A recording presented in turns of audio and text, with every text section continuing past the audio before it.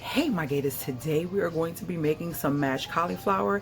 If you want a better alternative for mashed potatoes, I've been making this for years. I thought I had a video, but if you've been rocking with me, you probably seen me make it in videos with different meals. So we're having steak, corn on the cob, and also I'm going to do shrimp, and then we're having mashed cauliflower. So let's get into it. I'm going to clean this. I don't want to make the video too long. I want to try to keep it under 8 minutes, but this will be well, 8 minutes, right, tops at 8 minutes. This is going to be a video where yeah, I'm going to be showing you how to do this. So let's get into making some mashed cauliflower.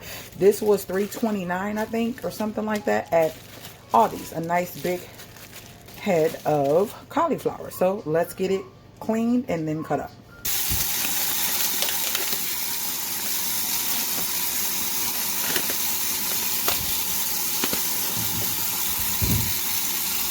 I like to go in and kind of cut off any of this brown looking cauliflower. Not too much. This is a nice fresh looking head of cauliflower, so that's a good thing. So if you never did cauliflower, it's similar to broccoli, a little bit tougher though. It's a lot tougher. So I'm going to try to get all this core part out, and you just go in with your knife and go in a circle just to try to get out that middle section like that. And then we can see what we're working with by seeing the stalks of all the cauliflower. So it's just that simple. And then you just want to get that green out. We don't want the green. We just want the white. So it's a lot of that. I do have a garbage disposal, so that'll be cut on. So let me get a strainer, and I'm going to show you how simple this is to break this up and clean it. All right, so here we have it. And we are going to take this and just kind of break it up. We don't really want these stalks. We just want the head. Some people might use them, but I don't when I'm doing the actual mash. I just go in and try to cut right into these little thin stalks and keep the tops. That's what I like to do. Because these here take so much longer to get really tender, and we're not trying to do that. So you want to go in, and you can actually just take your knife and go in just lightly and cut off all the tops of the actual cauliflower without having to do too much. Sometimes you can break them depending on how ripe this is, but sometimes it's difficult. So you just go in and chop off all the tops till you see the stems, the stalk, whatever you want to call it. That's all we want. You can make cauliflower rice this way, but we just want the tops of this. This is the part that's more tender and makes it taste so amazing. So anything you put in your mashed potatoes, you can put in this recipe. So that's it. We got some hiding down in there. You can get them. You can do other things with this. You can fry this if you wanted to. You don't have to waste it, but we are not using it. So we just want to get just what we need, and that's the flour part of the cauliflower. That other stuff we'll get rid of. And you have to open it up because they're hiding inside. So let me get all that and I'll be right back. All right, this is what you want. All the bottoms, all the soft part. And now we're going, oop, missing a piece. Let's get this off of here. We just want all the top. Be careful. Been rocking with knives for so long, I kind of know what I'm doing. So yeah, this is what you want. Let me clean all this mess up and we'll go to the next step. Now cauliflower, when it's like a day old or it's been sitting, it smells really funky. So I don't like to put in my garbage disposal. So I'm going to put all this stuff in a bag, and then we're going to clean this cauliflower and go to the next step.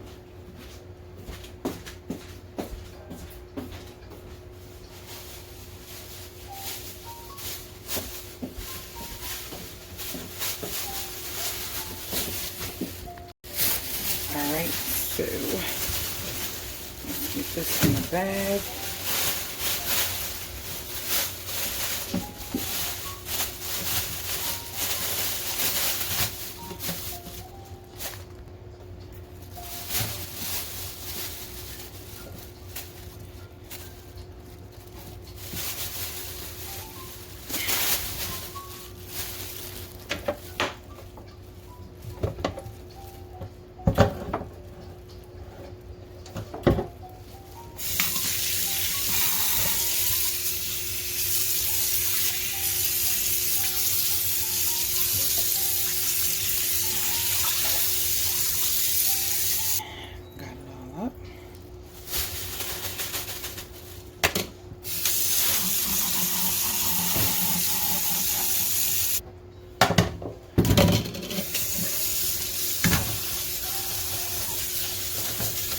You want to rinse this really good. Get your hands in there and kind of move it around really well.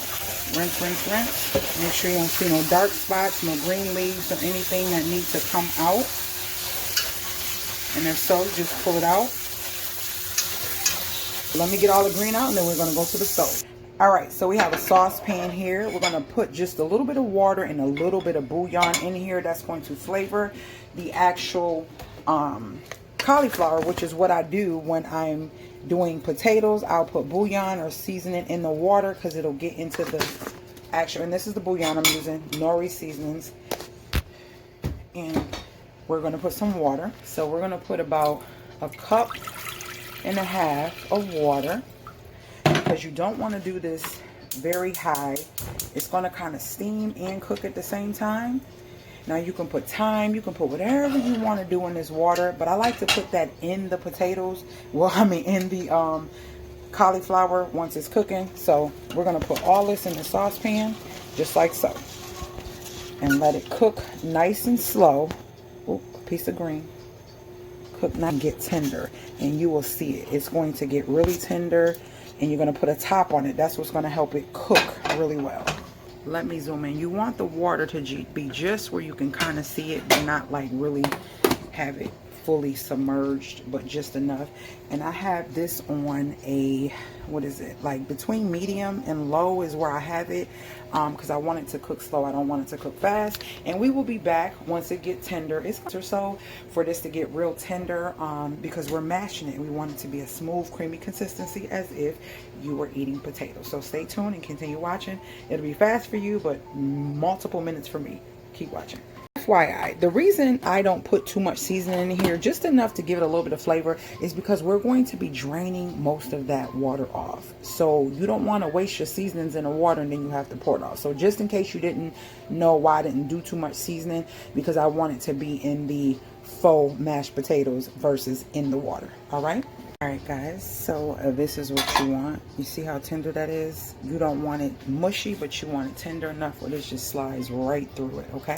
So we're going to drain all the water and come back. Okay, so we're going to use this little colander to drain it, because we don't want all the little particles to fall through, because it did with the bigger strainer. And I don't need to put all that in there, but we want to get it as dry as possible, because if you have it too wet, it's not going to be thick. You don't want it wet, really wet, because you're going to add cream or butter, whatever you want to it. And so now, once I get all this water, I'll be back. We don't want no water dripping. All right, water stopped dripping. Pour it back in the pan like that. Take it back to the stove. All right, we cut the stove off. So now what I'm going to do is add my butter and any seasonings I want. And I'm using a plant-based avocado butter, so I'm going to take like, boom, about half a stick. Put that in there like so. We're going to add some sour cream. A 1/4 cup of sour cream. We're going to mix this up, let it melt, and then start to mash. I'm losing space. Yeah, see how it's kind of creaming up already? We can do it like this, and I'm going to get the masher. So you want to mash, mash, mash. So you're mashing. Now you're going to cut the heat on, because the heat is going to help this to continue cook, but also get some of this liquid out of it. So we're going to cut this on medium. And I'm going to leave this to continue doing it, because see, we have a mashed consistency, but we don't want it watery. So we're going to let that continue evaporating some of the moisture. And this is what it's looking like. Just like this. And I'm going to add some Himalayan salt. I'm going to add some pepper.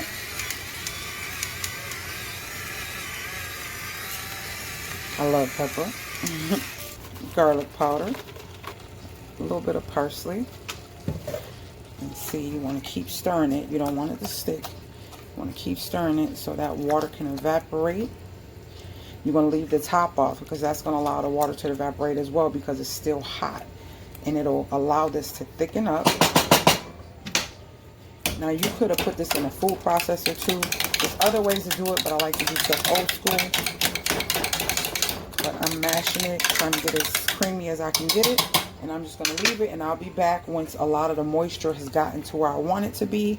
And you would see we have some homemade cauliflower mash, okay? You can put a little bit of your nori back in it around this time too. I'm going to put about a good 2 teaspoons of that and stir it up. That gives it a great flavor. Thickening up, but I'm going to transfer it to this pot because I need this pot for my corn. So this should be enough to fit in there, and then I can put my corn in this because it needs the water to be over it. So let me do that, and then I'll show you when I plate it and show you how the cauliflower looks, because I'm gonna make like the gravy from the steak that's in the oven. And yeah, you guys will see that, so stay tuned. All right guys, so I want to show you guys this up close, and this is what it looks like. It has butter, sour cream, and all that. And this is what your cauliflower mash look like. Now, if you are a texture person and you don't want the texture of it, mind you, even the little bits of it is very tender. It's going to melt in your mouth. But this is what we have. This is cauliflower mash. It has butter, sour cream, and all that goodness in it. Now, the key to this is you could get it creamy, like no texture at all by food processing it, but you want to make sure you squeeze and drain all the liquid out of it, and that can be more challenging, but it can be done. So this is cauliflower mash, and this is what I'm going to have because I wanted some potatoes and gravy, but I said nope, we're going to get a little healthier and we're going to do it that way. And so I'm going to show you this plated with my gravy on it and how amazing it looks. And yeah, that's how you make cauliflower mashed potatoes. Well, faux mashed potatoes. This is one tender porterhouse that I added liquid to the a concoction of slurry to the mixture to make a gravy for the cauliflower mash. And I'm going to look at that cauliflower mash. Oh my lord, if you could taste it, it's so freaking good. Let's get some gravy on it. Some gravy and onions. And I didn't want this to be really thick. I just wanted the flavors of the gravy. I didn't want really thick gravy, so I would have made it a little thicker with the flour or the cornstarch. All right, guys, guilt-free, and it is so tasty. Tell me if you make this in the comments. Talk to me. I will talk back, and I will see you guys later, Gators.